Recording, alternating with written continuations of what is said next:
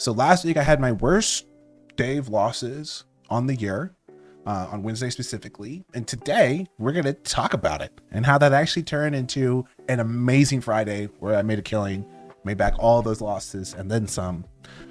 What the setup was, it was on Apple, which is actually one of my top traded stocks for the entire year. And lots of people complain saying that traders or even I don't talk about losers enough. And let me just say that there is a reason for that. And you newer guys or gals and gals should definitely hear this out, okay? Because a lot of new traders obsess over losses, obsess over bad experiences, and they go in these negative spirals that causes them to revenge trade and oversize and be in a panic to make that money back. They start thinking about just outcomes, right? They just think about outcomes, right? You know, when you're just focused on outcomes, you're just thinking about like, how much money did I make? How much money did I lose? But that actually is secondary to process, right? And this is a huge reason why when I'm teaching or when I'm creating content online, it hurts me. And then, you know, even on this video, I'm gonna actually share how much I lost because it's gonna be a nice clickbait. It's not really clickbait because I did lose a lot of money, but it's going to give you the wrong incentives to what it takes to succeed, right? Because what you're trying to do is develop a real edge, right? So like last year, we'll just use last year. I think I'm slightly lower this year. We're trying to work it back up, but last year I finished the entire year with an 82% win rate. My goal is a minimum of 85 for the record. We need to write that out. So when you're focused on process and just achieving this number, rather than focused on the actual dollar amounts, you aren't just creating an equation where money put in can scale. The more money I put into this means I get more money out, right? So if I just get this process right, whatever I put into this infinitely scales to put out more money. The process is the key. The outcome is the mental trap. You know, this is secondary. Okay. Does that make sense? Because it needs to make sense. Because I promise you, when that starts to make sense, you're going to stop having these days where you're just obsessing and putting yourself in these mental spirals, and you're just going to be focused on how do I increase my process? How do I fine tune what I'm doing? How do I look for areas of improvement? Right. I had one of my students actually tell me that like he's trying to beat his brain. It's like, no, you're not. You know, that's that outcome based mentality, right? You're not trying to beat your brain. You're trying to retrain your brain. You're trying to build the proper incentives. You're trying to retrain your unconscious brain to stop those bad habits, to stop the over trading, to stop the dumb mistakes. Like a lot of people, a lot of my students are already great traders. If they just quit doing things that they know are stupid, if they quit being a dumbass and they just say, well, I just did it. Well, you need to stop being uncontrolled. You need to stop being controlled by these unconscious habits that you are not consciously recognizing in the moment, okay? Because you're letting your impulses rule you, okay? And the first step towards avoiding that bullshit is to just focus on process. Does that make sense? It needs to make sense. Let me know in the comments if that makes sense. All right, so let's talk about the loss. So Apple's one of my top traded stocks for the year. And we've been shorting this on pretty much every pop for the entire year.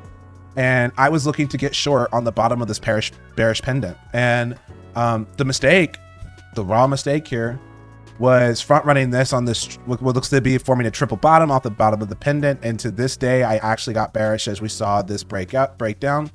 I was seeing some good alignment forming on the 4 hour into this. And with the R vol increasing into the selling of the downside, I thought we're going to get a plunge. And I front ran that move like a dumbass. And then the market melted up. During the melt up was brutal because the headline that actually drove this market higher, to me, felt bearish, extremely bearish. So we get this big day where we gap up, brutal. I'm already in pain. There's my stop on the open. It was actually the 207.84. I held through that stop to see if we'd get a denial since I wasn't convinced by the news. And because I was kind of slow to manage this on the open, there's some external circumstances, but we're not even going to build those excuses on top of this. It was just a shit trade. And so when I finally got out, I took a 65% loss. Now here's the thing. What that did on this chart though, is we had this TTM momentum breaking down to the downside, and that was the huge momentum swing I was looking for us to push us through the bottom of this pendant.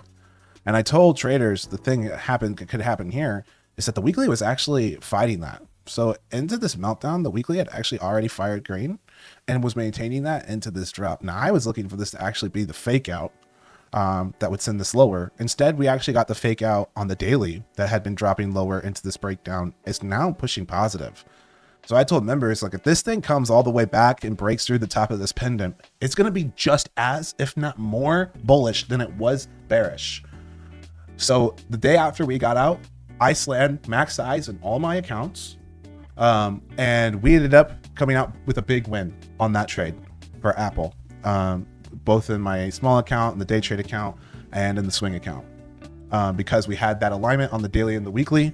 And it's been a tough market too, because, you know, in the SPY, what we're seeing here is what looks to be forming a top here. So we're at the last fib level actually for the extension of the upside. So I'm looking for the greater market to roll over as well. Meanwhile, Apple's actually flipping bullish, you know, and it's really hard. At least in my experience, it's been a really hard skill to master, to reverse on a trade and understand, like, oh, not the bearish thesis is gone and we failed to break down. It's actually massively bullish and I should flip. I could even generate the argument that when we broke that 207, that's when I should have flipped.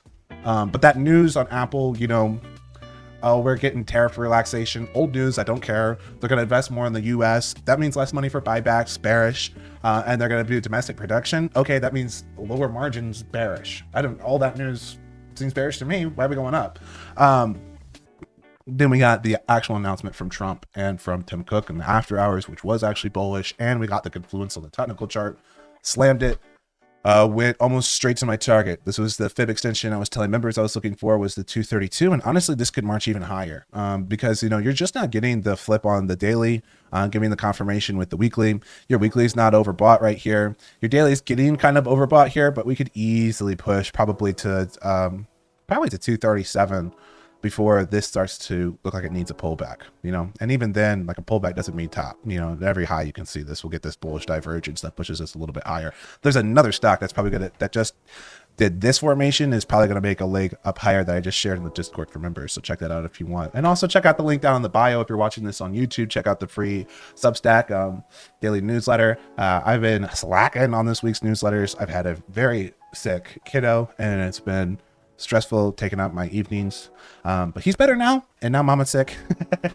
But she's doing just fine as well, so we're all good in the Bratcher household, which is fantastic and happy. And we'll be back on the grind on all cylinders, more content, more newsletter. In fact, I'm about to drop the tonight's after this video, so I hope you enjoyed that review and that breakdown, how to pivot, and some key lessons in that as well. Not the most technical trade, you know, this stuff's very, very simple, right? Bearish pendant, breakout, go long. And really the big takeaway there is I fucked that trade by moving before the price moved and trying to anticipate.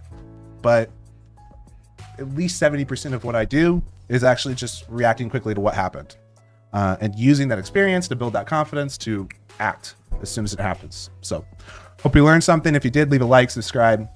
I'll see you guys tomorrow morning.